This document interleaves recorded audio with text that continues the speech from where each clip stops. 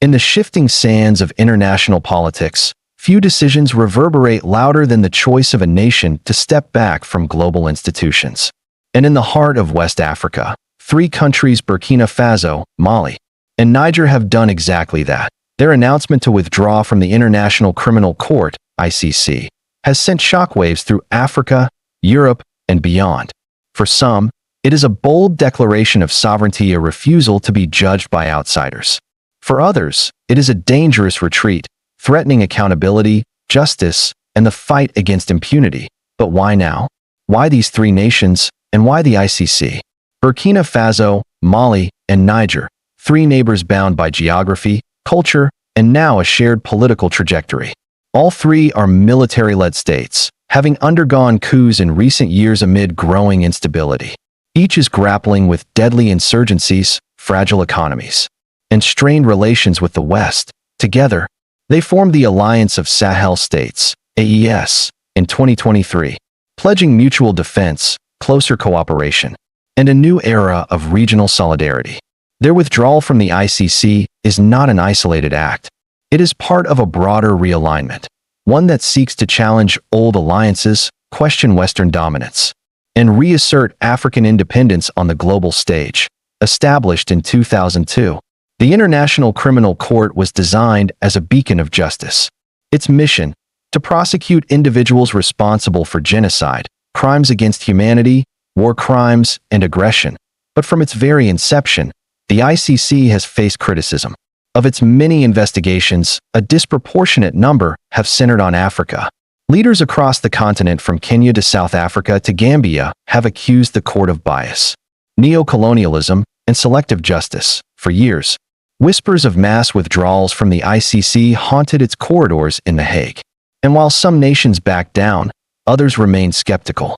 Now, Burkina Faso, Mali, and Niger have moved beyond whispers. They are making the break official. For these three West African nations, quitting the ICC is not just about legal jurisdiction. It's about politics, pride, and power. In recent years, the ICC has faced growing calls to investigate alleged crimes committed by armed forces and governments in the Sahel. By withdrawing, Burkina Faso, Mali, and Niger shield their leaders and militaries from external scrutiny. But beyond self-preservation, there is symbolism. These nations are sending a message. We will not be judged by institutions we do not control. We will not bow to outside influence. In their narrative, this is a reclaiming of sovereignty, a rejection of what they see as Western hypocrisy, where powerful nations escape accountability while weaker states face trial. The decision to leave the ICC will not be without consequences. For victims, survivors of atrocities in these countries may lose access to an international avenue for justice. Domestic courts, already weak and under pressure, may not be able, or willing, to prosecute crimes of such magnitude. Asterisk for international law. The credibility of the ICC takes another blow. If more nations follow, the court's authority could be undermined beyond repair. For African unity, this move may deepen the divide within Africa itself. Some states continue to support the ICC as a safeguard against impunity. Others see the withdrawal as the beginning of a continental shift away from international oversight. This is not the first time the ICC has faced a mass withdrawal scare. In 2016, South Africa, Burundi, and Gambia all signaled intentions to quit. Burundi followed through, becoming the first nation to officially leave the court. Gambia reversed its decision after a change in leadership. South Africa's withdrawal was blocked by its courts. But the difference today is the collective action. Burkina Faso, Mali, and Niger are not acting alone. They are leaving together as allies, under the banner of the AES. This solidarity gives their withdrawal more weight and potentially more influence. To understand the magnitude of this decision, one must look beyond the legalities. The withdrawal is part of a larger narrative unfolding in the Sahel, a geopolitical pivot away from France and traditional Western partners, and closer ties with Russia and other global powers. A growing emphasis on regional solutions to security and governance challenges, rather than dependence on international bodies. A struggle for identity and sovereignty in a world where global institutions are increasingly viewed with suspicion. For these nations, Quitting the ICC is about more than courts and cases. It is about choosing a path, one that asserts independence, even at the risk of isolation. The decision raises more questions than answers. Will other African nations join Burkina Faso, Mali, and Niger in leaving the ICC? Can regional or domestic institutions fill the gap in accountability? What does this mean for the future of international justice, especially in conflict zones? And most importantly, what will become of the victims, the civilians caught in the crossfire of wars, insurgencies, and state crackdowns, who now risk being left without a voice in the halls of global justice? As Burkina Faso, Mali, and Niger turn their backs on the ICC, the world watches closely. Is this the beginning of a broader African exodus from international justice? Or is it a short-lived act of defiance in a turbulent era? For the people of the Sahel, the answer will shape not only their present, but their future. And for the international community, it forces a reckoning. Can justice truly be universal, or will it always bend to the power of politics? This withdrawal is not the end of the story. It is the beginning of a new chapter, one filled with uncertainty, defiance, and the enduring struggle between sovereignty and justice. In the heart of West Africa, a political tremor is shaking the foundations of international justice. Burkina Faso, Mali, and Niger, three nations bound by history, geography, and struggle, have announced their decision to withdraw from the International Criminal Court. For some, this is a bold assertion of sovereignty, a long-awaited rejection of what many African leaders see as a biased and selective institution. For others, it is a dangerous step back, one that could silence victims, weaken accountability, and embolden impunity. Today, we take a closer look at the meaning, the motives, and the global impact of this withdrawal. To understand the gravity of this moment, we must first understand the institution in question, the International Criminal Court, or ICC. Founded in 2002, the ICC was hailed as a milestone in the pursuit of justice. Its mission, to prosecute individuals responsible for genocide, crimes against humanity, war crimes, and the crime of aggression. Headquartered in The Hague, the court was designed to ensure that no dictator, warlord, or military leader could commit atrocities with impunity. It promised a future where even the most powerful could be held accountable before the law. But from its earliest years, the ICC has struggled with perception and politics. Its cases have disproportionately focused on Africa, from Sudan's Omar al-Bashir to Kenya's Uhuru Kenyatta to the Democratic Republic of Congo's warlords. African leaders have often been in the dock. While some welcomed this as a step toward justice for the continent's victims, others saw it differently, as a form of judicial neocolonialism. They asked why powerful Western leaders, accused of war crimes in places like Iraq or Afghanistan, never faced charges. And so, suspicion of the ICC grew, and in some quarters, outright hostility. Now, in 2025, 3 West African countries are taking action. Burkina Faso, Mali, and Niger, all governed by military juntas after successive coups, have formally declared their withdrawal from the ICC. This is not a coincidence.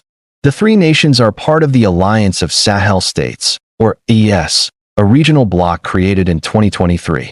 The alliance was born out of shared struggles: insecurity caused by jihadist insurgencies, economic fragility, and strained relations with Western powers. Over time, the AES has positioned itself as more than just a security pact. It has become a political statement, a declaration that these nations will chart their own course, even if that means breaking with global institutions. Their departure from the ICC is the latest, and perhaps boldest, example of that defiance. But why the ICC? Why now? For the juntas in Burkina Faso, Mali, and Niger, the move serves multiple purposes. First, it shields their militaries from external scrutiny. Each of these countries has faced allegations of human rights abuses in their fight against insurgencies. The ICC, in theory, could investigate and prosecute such crimes. By leaving, they reduce that risk. Second, it strengthens their narrative of sovereignty.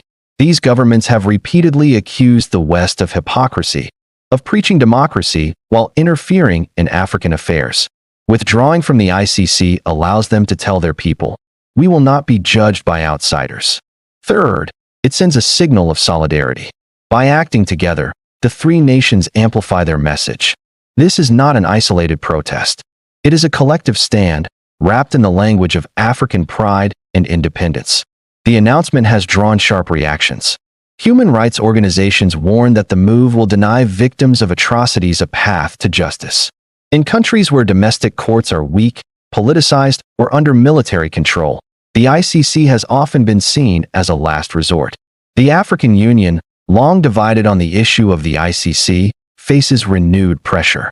Some member states sympathize with the Sahel trio, arguing that the court has been unfair to Africa. Others fear that weakening the ICC will only embolden authoritarianism. In the West, the withdrawal is seen as another step in the region's geopolitical shift, away from traditional partners like France and toward alternative allies such as Russia. Diplomats warn that accountability is at risk, while critics accuse the Sahel leaders of simply protecting themselves. This is not the first time the ICC has faced the threat of African withdrawals. In 2016, South Africa, Burundi, and Gambia all announced plans to leave. Burundi followed through, becoming the first country to formally exit the court.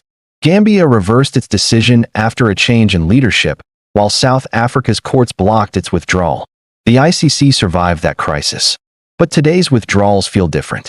This time, it is not one country, but three. And these three are acting together as part of a regional alliance.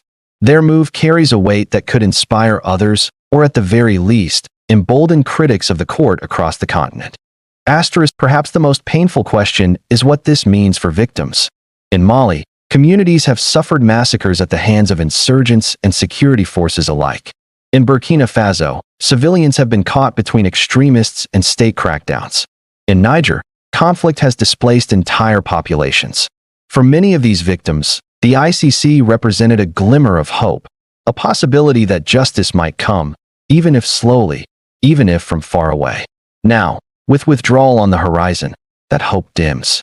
Domestic justice systems in these countries remain fragile, underfunded, and often politicized.